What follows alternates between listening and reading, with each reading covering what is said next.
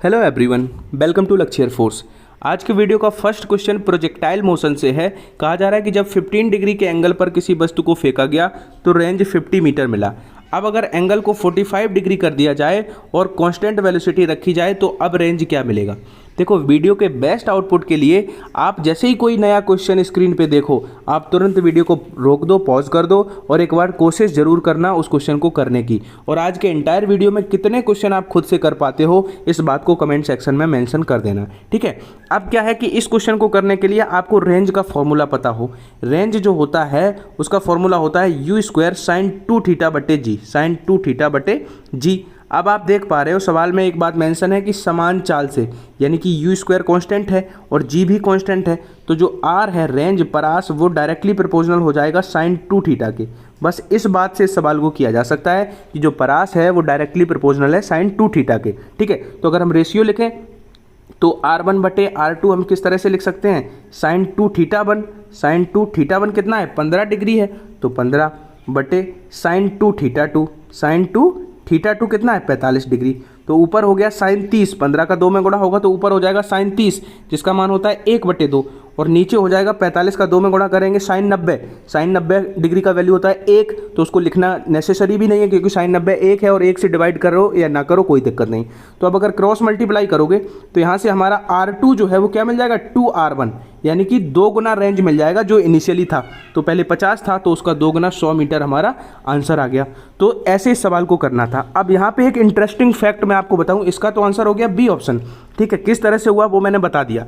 अब यहाँ पे एक बात आप याद रखना कि अगर यहाँ पे 15 है, ठीक है, 15 डिग्री है, और यहाँ पे अगर जो है 75 होता, ठीक है। मैं बताना क्या चाह रहा हूँ कि अगर जो θ1 है और θ2 है, इन दोनों का सम है, अगर वो 90 हो जाए, इन दोनों का सम जो है वो 90 हो जाए, तो इस पॉइंट को स्टार मार्क कर लो, तो उसका जो आंसर है वो सेम।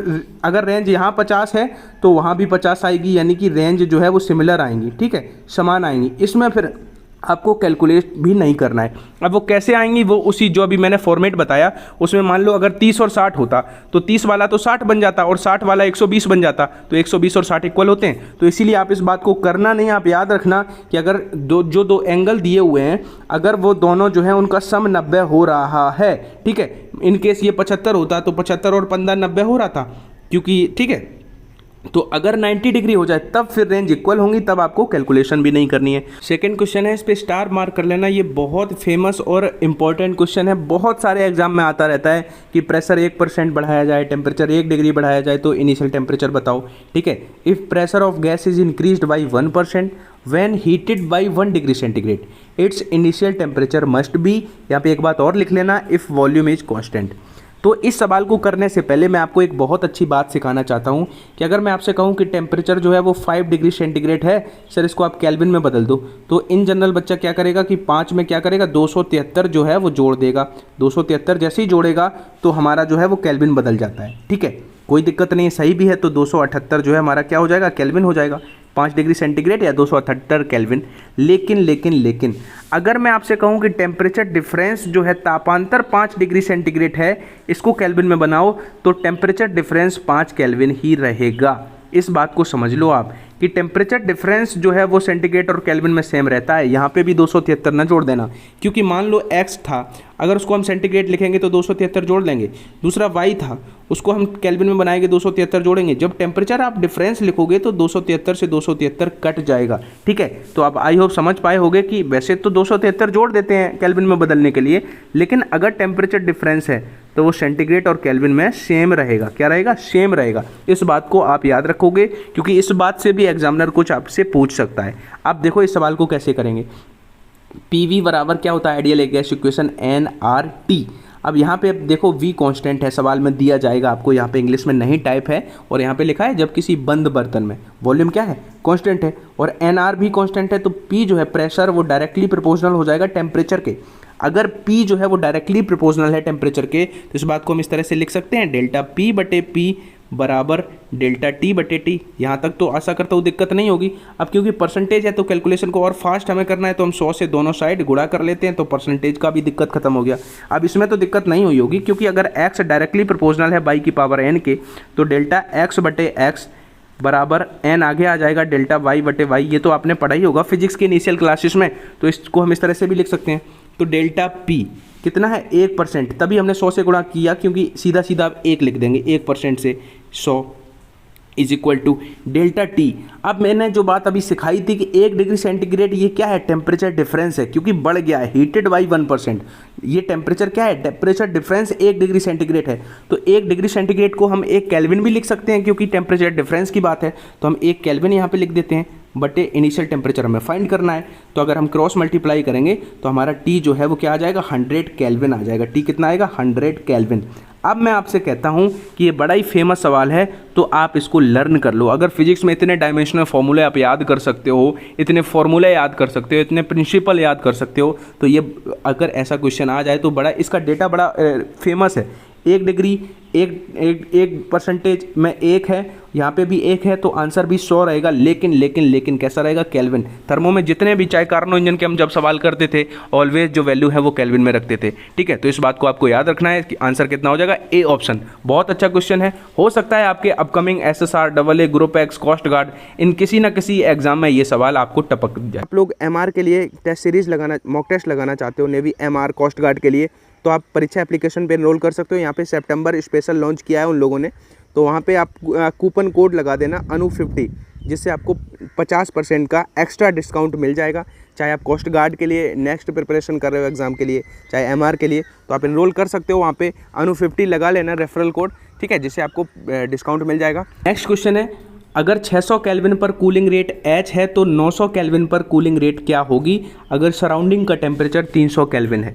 तो इसको हम कर पाएंगे, स्टीफन का जो कूलिंग रेट है वो क्या होता है, T की पावर 4 माइनस अगर सराउंडिंग का टेम्परेचर भी गिवन है तो उसका भी पावर 4, उसके डायरेक्टली प्रोपोर्शनल।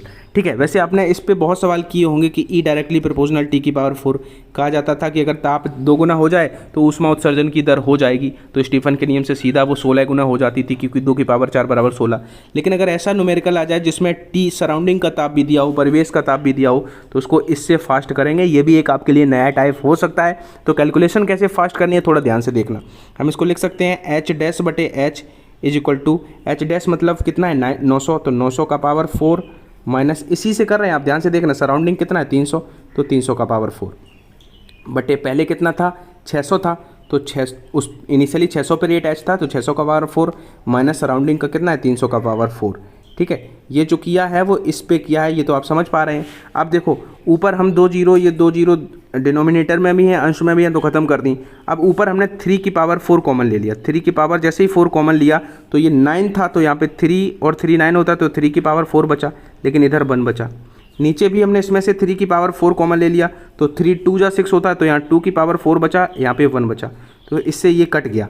ऊपर कितना हो जाएगा 3 का पावर 4 मतलब 81 में से 1 जाएगा, तो ऊपर बचेगा 80, यानी कि H डैश बटे H, कैलकुलेशन आप देख लेना थोड़ा, ऊपर बचा 80, नीचे 2 का पावर 4 मतलब 16, 16 में से 1 जाएगा, कितना बचेगा 15।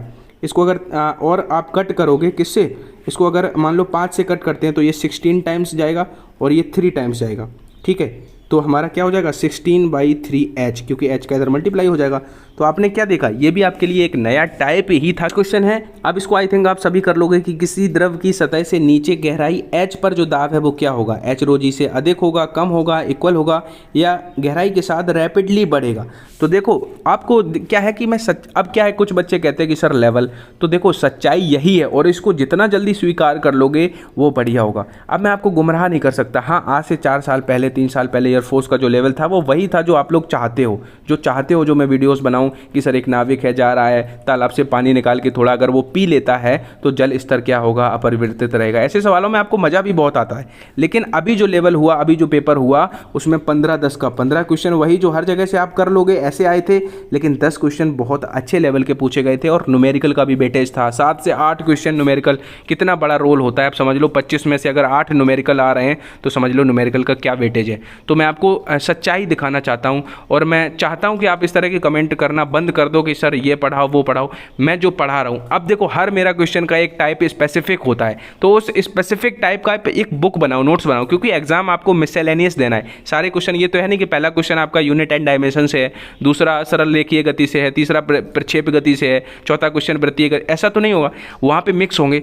पहला क्वेश्चन हो सकता है आपका जो है इधर से आ जाए, कम्युनिकेशन सिस्टम से आ जाए, हो सकता है दूसरा डायमेंशन से आ जाए। तो आपको इसी तरह से प्रैक्टिस करोगे तो ज़्यादा बेटर रहेगा। अब इस सवाल को देखो आप कैसे कर पाओगे। अब ये तो इजी सवाल है और आप लोग ऐसे ही सवाल ज़्यादा चाहते हो। अब क्या है, सतह से नीचे क्या हो जाएगा, वायुमंडलीय प्रेशर जो है एटमॉस्फेरिकल प्रेशर जुड़ जाता है तो PA + H ρg हो जाता है। तो अगर जुड़ जाता है तो क्या हो जाएगा, अधिक हो जाएगा। H ρg से क्या हो जाएगा, अधिक। A option. अब देखो आप याद करो फर्स्ट क्लास इस सीरीज की, जब बस यहाँ पे डेटा ही तो अलग था, सेम क्वेश्चन था। जब टेम्परेचर 5% बढ़ा है तो एमिटेड जो उसमें ऊर्जा की दर है, जो रेट है, वो कितने % बढ़ेगा। ठीक है, आई थिंक वहाँ पे डेटा 30% का था। तो इसमें आपको क्या है, स्टीफन के नियम से ही है, लेकिन यहाँ पे थोड़ा अप्रोच हमारी जो है वो जो हम मोमेंटम और काइनेटिक एनर्जी में लगाते थे, तो उसमें क्योंकि पावर 2 होता था तो एक बार लगता था फॉर्मूला, इसमें पावर 4 है तो 2 बार लगेगा। यानी कि इस तरह के सवालों में आप 2 बार x + y/xy/100 लगाओगे और अप्रोक्सीमेशन से इस सवाल को आप कर पाओगे।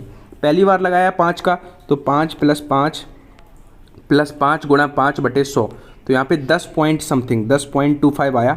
लेकिन अगर हम 10 भी उठा लेंगे तो ये 12 तो हो ही नहीं सकता, क्योंकि इसमें एक बार फिर से फॉर्मूला 10 में लगाएंगे तो 10 + 10 + 10 × 10/100 होगा, तो हमारा 20 यानी कि 21 हो रहा है। तो क्योंकि 10.25 था तो 21 से थोड़ा ज़्यादा, कौन सा आंसर दिख रहा है, 22 दिख रहा है, 22 हमारा आंसर हो गया। ठीक है, ये बात किसी को तो रॉकेट साइंस लगी होगी जिसने पहली क्लास नहीं देखी थी, लेकिन जिसने हमारी पहली क्लास देखी थी उस बात को ध्यान से समझा था कि मैंने क्या उस क्लास में सिखाया था, तो उसका अब ये टाइप क्लियर हो गया होगा। क्योंकि एक डेटा उस बार था, अब ये दूसरा डेटा हो गया, तो अब इसमें कोई भी सवाल बना रहेगा, आप अप्रोक्सीमेशन से इसमें जा सकते हो और बहुत फास्ट कर सकते हो। नॉर्मली अगर आप करोगे तो आपको बहुत टाइम लग जाएगा ऐसे सवालों में। तो कोई भी क्लास आपको मिस नहीं करनी है, एक भी दिन। नोटिफिकेशन बेल प्रेस कर लो। रोज मैं भले ही 4 से 5 बातें सिखाऊंगा, लेकिन ये जो बातें अगर आप कलेक्ट करते रहोगे, संग्रह कर लोगे, किताबों में लिख लोगे, तो एयरफोर्स में कोई ऐसा फैक्ट या फिनोमेना नहीं बचेगा जो रिक्रूटमेंट बोर्ड आपसे पूछ सकता है। क्वेश्चन है, ओल्ड एज में, वृद्धावस्था में जो ह्यूमन की ब्लड वेसल्स हैं तो वो नैरो हो जाती हैं, सक्रिय हो जाती है, जिससे ब्लड प्रेशर बढ़ जाता है। तो ऐसा किस नियम के कारण होता है।